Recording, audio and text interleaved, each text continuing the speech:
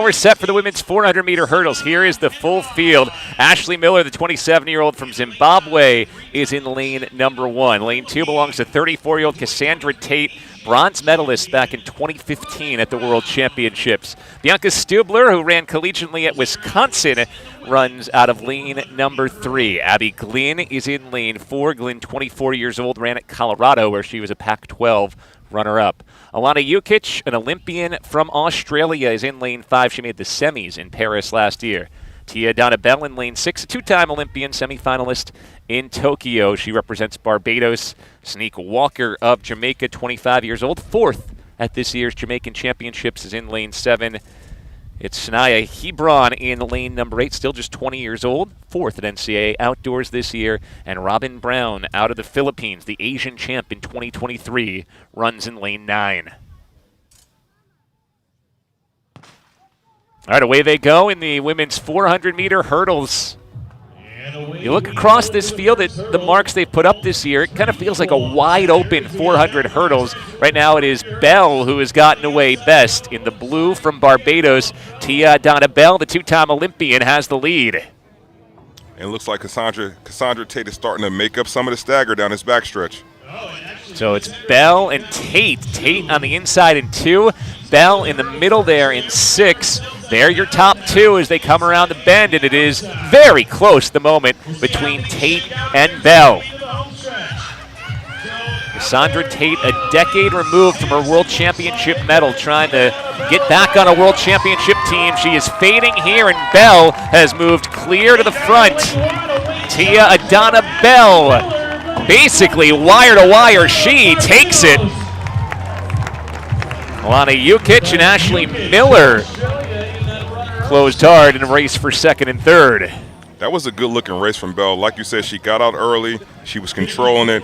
Yes, Cassandra Tate was making her way down on the backstretch, but she was on the inside, so truthfully, Belle never felt her. To her, she was in control of the race the entire time, and as she got the hurdles 9 and 10, it was just a matter of if she was going to stay up and keep those hurdles on the ground, and she looked good. You see why she's happy. Season's best, not far off her personal best, 54.67 for Tia-Adana Belle. Alana Jukic with a new personal best, 55.04, beats her personal best by 700ths. And Ashley Miller, 55.09. That's a new Zimbabwe record. She breaks her own national record by almost a full second. Can we get a couple different champagnes to pop out here? We got a lot of celebration for this race. So Belle with the W.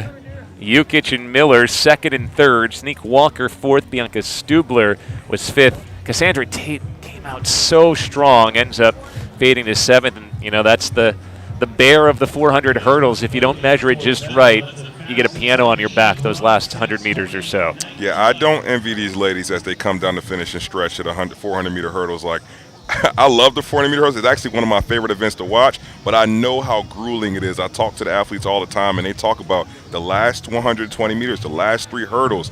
That is some of the hardest running in track and field. Particularly when you're running personal bests, or for Tia-Adana Belle, one of her best times since 2019. For the two-time Olympian. We'll give her a chance to drink the Gatorade before she goes and talks to Serenity, who's going to sit down next to her. And, you know, you got to meet the athletes where they're at. Going to give her a minute here before they chat.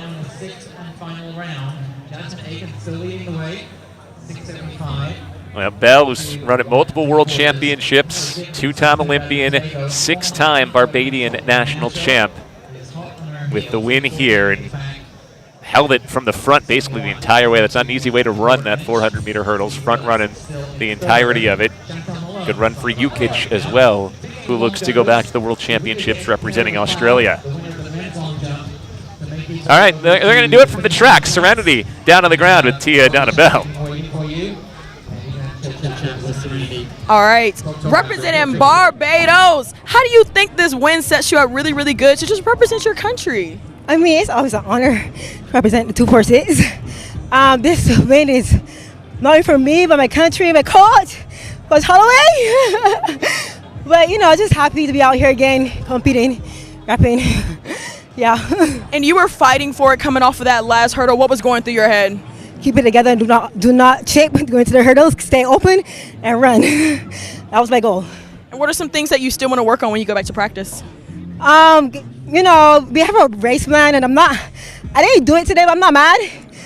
I'm just happy to get a 54 and a qualification standard for Worlds, so I think, and I'm good.